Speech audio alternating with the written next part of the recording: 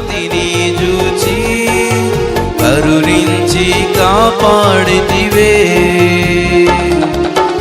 యోనా మొర కొసగిన ఆలోచన నా కొసగ నా భీద మనవి వినుమా.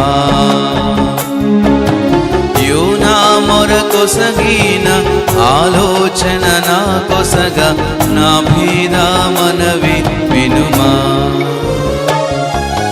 కరుణించుము నా యేసువా కనికరమందైశ్వర్యుడా.